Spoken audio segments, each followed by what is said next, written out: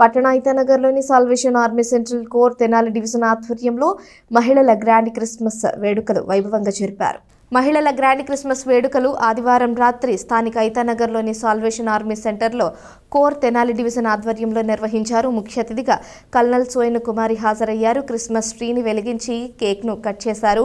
క్రీస్తు సందేశాన్ని అందించారు. కార్యక్రమంలో జె రాజకుమారి, మేజర్ జె చిరిస్తే దాస్ పాల్గొని 100 మంది పేదలకు దుప్పట్లను పంపిణీ చేశారు.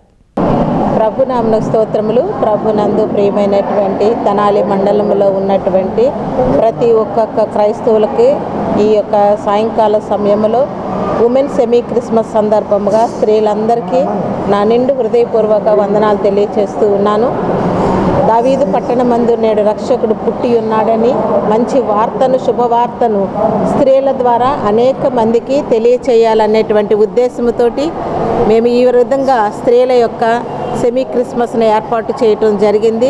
ఈ సెమీ క్రిస్మస్ ద్వారా అనేక మంది స్త్రీలు దేవుని వైపు నడుస్తూ దేవుని మార్గంలో ఉంటూ అనేక మందికి మాదిరికరమైనటువంటి వారిగా ఉంటారని చెప్పి ఆశిస్తూ ఉన్నాను.